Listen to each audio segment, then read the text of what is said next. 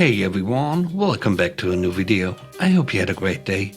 Let's take a look at some new malicious compliance stories, shall we? The first story is called You Told Me I Don't Work for the Company. I work for an insurance agency handling day-to-day customer service. I call a customer, call him clown, because his homeowner's insurance was past due. He proceeds to give me attitude because he moved out of state and sold at home 4 months prior. He also has a personal umbrella policy for my state that he never got transferred over to his new state.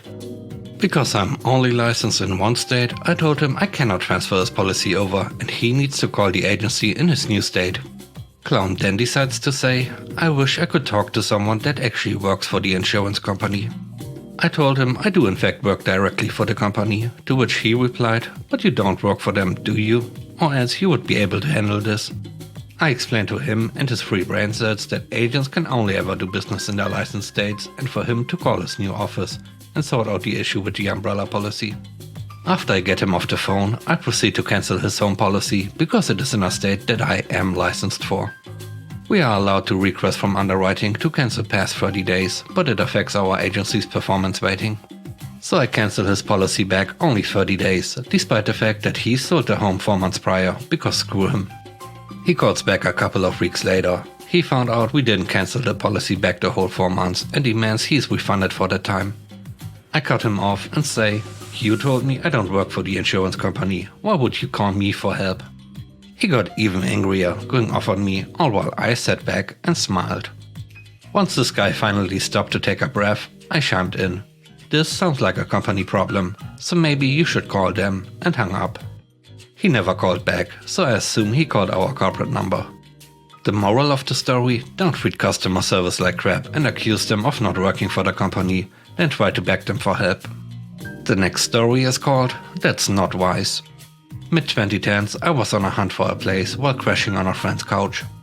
I was checking out a place for 40% of monthly minimum wage and having arrived at the agreed upon time, found an obese middle-aged lady telling an agitated nephew that he can't freeload in his room anymore. So I talked to her and offer some free digital marketing tips, basic stuff that people just ignore before checking out the rooms. It never hurts to offer something valuable and low cost for free before negotiations.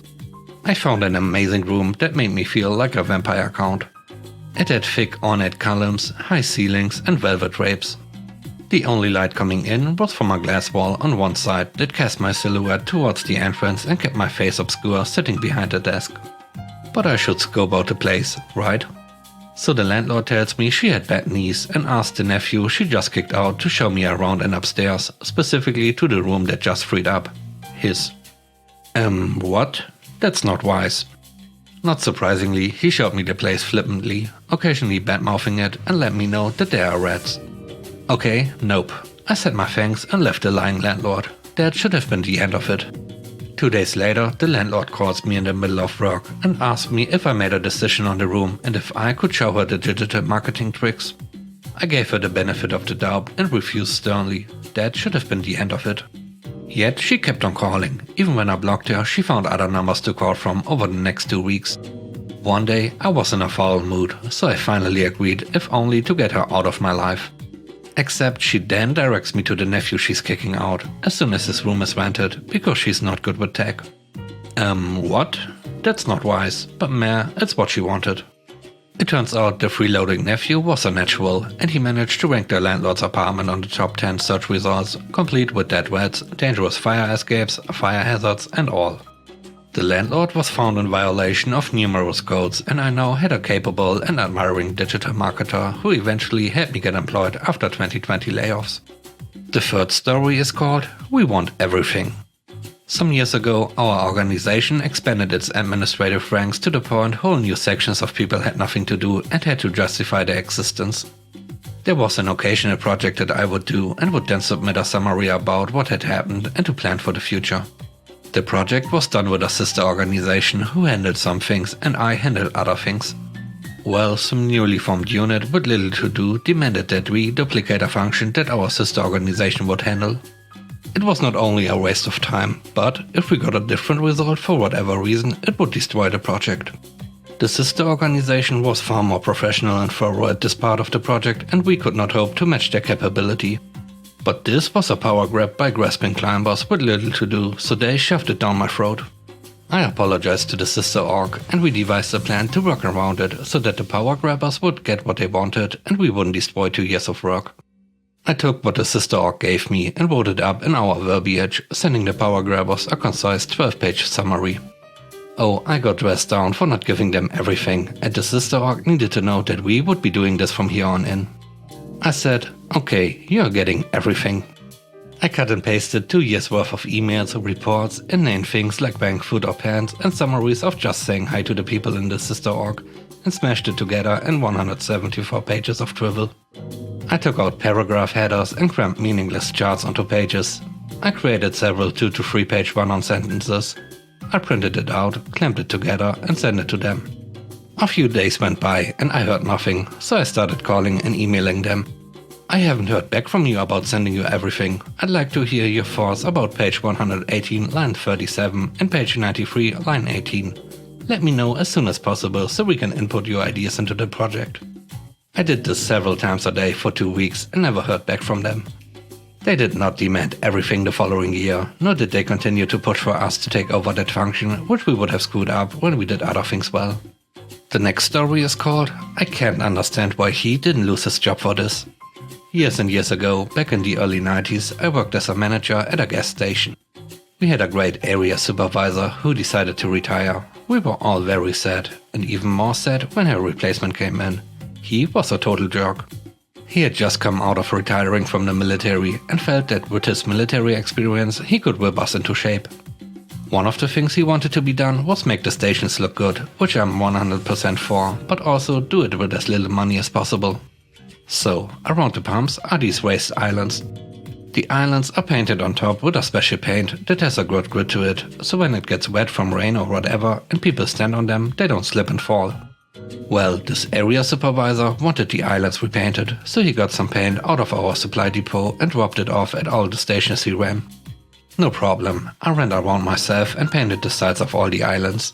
They looked great, but the tops of them were not painted. So he shows up one day to inspect and sees that the tops aren't painted, asked me why. I told him this isn't the right paint, it has to be the gritty thick paint because we don't want customers slipping and falling. He starts yelling at me, tells me he is going to fire me if they aren't repainted by the next day, and says that it's not my responsibility to worry about the customers, it's his. Total egotistical mindset, do as I say, don't think, so I did what he said. I repainted all the tops of the islands that day, a nice warm day in the fall, hadn't gotten wet yet really. The next day he shows up, looks around and has this grin on his face that he beat me into submission type thing. He says something like, see, next time just do what I say, don't question my judgment. I just nodded, knowing what was about to come, and dreading it, because I knew that the customer was going to be the victim here, but there was nothing I could do. A week later, we got our first rain. Some of our islands stayed dry under the canopy, but about half of them got wet because the rain was coming in somewhat sideways. And then it happens. A lady gets out of her car in nice shoes with no grip, steps on the island, slips and falls. She's not really hurt, just a bit of her backside and back, but we call the ambulance anyway. She's mad. I just tell her to build a station and give her the address to make a claim against, my area supervisor's info. Then it happens 3 more times over the next couple of days. 2 of them were very small incidents, but the customers were also mad but didn't get an ambulance or go to the hospital. But they also got the contact information of my area manager. Then number 4 happened. Could have been much worse, but this guy was dressed in a super nice and apparently expensive suit. He slipped and fell with the hose in his hand right after taking it out of the car. He twisted his ankle, cued the ambulance, and a few drops of gas got on his clothes. I again provide my area supervisor's info. Then the weather dries up and the problem goes away for that week at least. About 10 days later, my area supervisor drives into my station with his boss. I had met his boss a couple of times. A cool guy, kind of one of these people that don't take crap from anybody, but is super down to earth and reasonable. Apparently, the nice suit guy was our lawyer. He has filed a lawsuit against the station for medical bills, pain and suffering, and the replacement of his super expensive suit. I don't know what the lawsuit was for, but it was way over 10 grand. So the area supervisor and his boss come up to me to discuss this situation. I told them that wasn't the only incident, as I had filed my paperwork as I was supposed to. There was a total of 4 while it was raining. The big boss asked me why this was all of a sudden a problem. I looked at the area supervisor, who I could tell on his face was hoping I was going to say something untrue, but nope, I'm going to tell it exactly how it was. I laid it all out. I told him what I was given. I told him that I didn't paint the tops originally, that I told the area supervisor that it wasn't the right paint. He told me to do it anyway or lose my job. I even told him that the area supervisor told me that customer safety wasn't my responsibility, it was his, which is why I gave everyone who got injured the area supervisor's information. The big boss asked me a couple of questions, then turned to the area supervisor and said something like, "Okay, I have what I need. Let's go," and I left. Surprisingly, the area supervisor kept his job after that, but had it out from me. I quit a few months later with no notice for a better job, but he got a huge reaming. Not only that, but his expenses were huge that quarter. He ended up on the bottom of the list rank-wise of area supervisors for costs for the quarter. They ended up having to have crews go to all the stations, strip off the bad paint and repaint all of the tops of the islands with the thick gritty paint. And it had to be done fast before the next rain came in. So, huge expense.